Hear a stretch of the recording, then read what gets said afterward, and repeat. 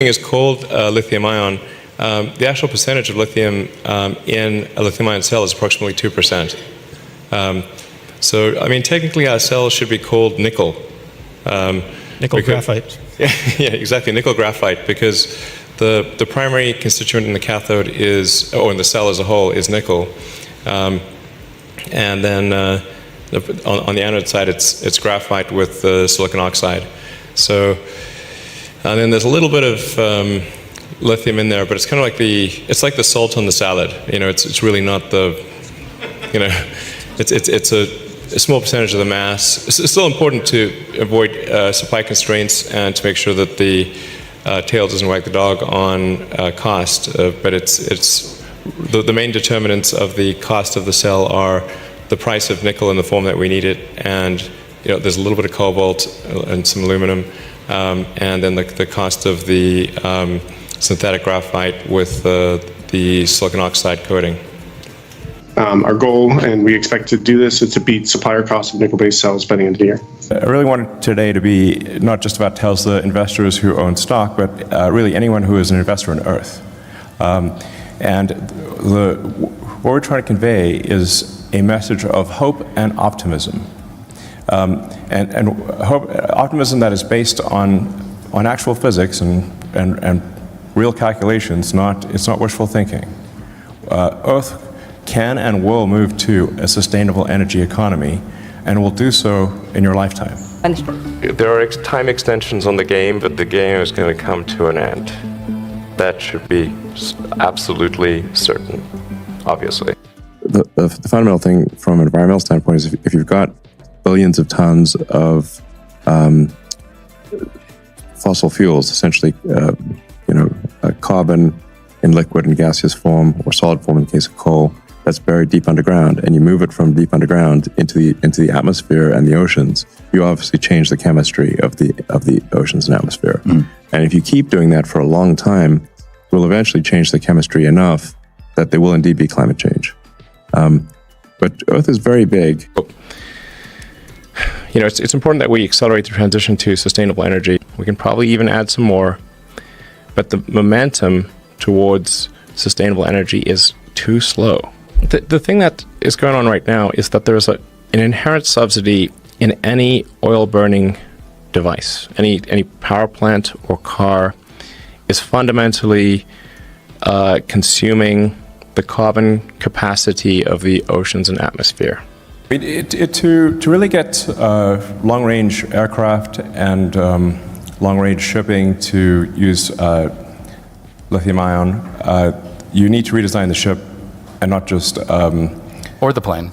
And the plane, to take advantage of the fact that it is a new source of energy. It's a different architecture.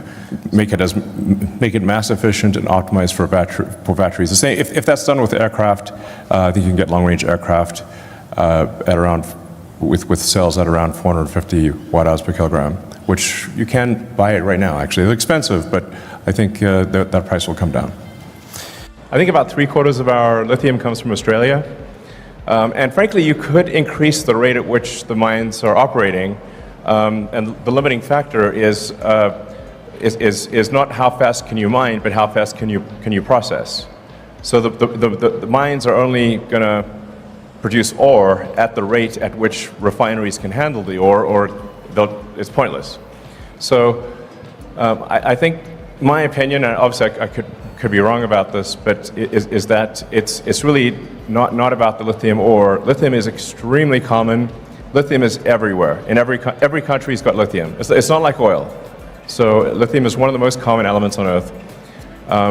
But taking the lithium ore and refining it to battery grade is extremely difficult, because the purity levels required for a battery are extremely high. If you have even a small impurity, then you will degrade the life of the cell dramatically. So, personal opinion is that as we improve the energy density of batteries, you'll see all transportation go fully electric, with the exception of rockets. I think the right analogy here is cars in a parking lot.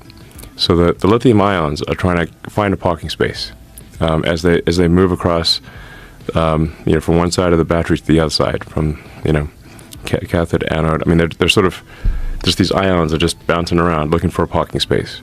So when the parking lot's empty, they can zip right in there and find a spot. It's easy. As the parking lot gets full, just like trying to find a parking space at a mall, you have to hunt around for a spot. And that's basically what's going on, is the ions are looking for a parking spot. So as the battery gets closer to full, it's harder and harder to find a spot. They have to bounce around more. Getting from 80 to 100, it takes about as much time as getting from 0 to 80. Just think of like the ions got to find a parking spot. Until it's discovered, and then it's simple. I mean, the nice thing about lithium is it's extremely abundant on Earth. I mean, lithium is the third most common element in the universe. And I mean, the reason we don't have just free hydrogen available is because it's bound up in water. And then the reason we don't have a lot of helium is because it floats away. But lithium does not float away, and so there's lithium in salt form virtually everywhere. And so that there is definitely no supply issues with lithium. But to get to the nuances of the question, which you're probably aiming for, which is like in the time frame available, like in the next year or 2 years, will there be lithium in the form that Tesla needs, which is lithium hydroxide, in sufficient quantities at a price that is reasonable and does not materially affect the cost of the Model 3? This is important to appreciate. Like basically the distance that electron has to travel, is just much less. So you actually have a shorter path length in a large tabless cell than you have in the smaller cell with tabs. This is a big deal. So even though the cell is bigger, it actually has more power. The power to weight ratio is actually better than the smaller cell with tabs. This is, again, like this is quite hard to do. So it's, nobody's done it before. And it really took a tremendous amount of effort within Tesla engineering to figure out how do we make a freaking tabless cell and have it actually work and then connect that to the top cap. And it's there's a whole bunch of things that we're keeping a little secret sauce here that we're not telling everything. So anyway, but there's a lot of really cool things going on that enable tabless, and it's really due to a really great engineering team. Drew and the rest of the team have done amazing work in achieving this tabless construction. And it sounds, I think it may sort of sound a bit silly to some people, but this is like, for people that really know cells, this is a massive breakthrough.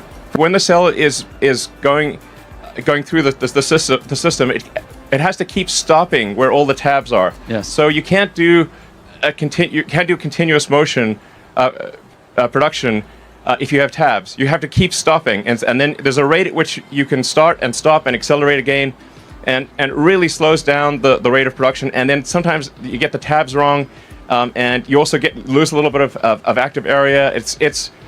It's really a huge pain in the ass to have tabs from a production standpoint. Yes. Just to clarify, when we see these plus 16% or whatever the percentage range increases, these are the amounts due just to that particular innovation. Yes. So we'll list a whole bunch of innovations, and then when you add them up, you get a total improvement in energy density and cost. But these numbers are what refer to just this thing. Lithium ion covers a very broad range of technologies, and you can have an enormous difference in the power density and the energy density and the cycle life between one chemistry and another. They can be really enormously different. Lithium is actually 2% of the cell mass. Mm-hmm. So it's like the salt in the salad. It's a very small amount of the cell mass and a fairly small amount of the cost. But it sounds like it's big because it's called lithium ion, but it really, like our battery should be called nickel graphite because it's mostly nickel and graphite. The energy density is increasing sort of maybe on the order of like 5-ish% per year.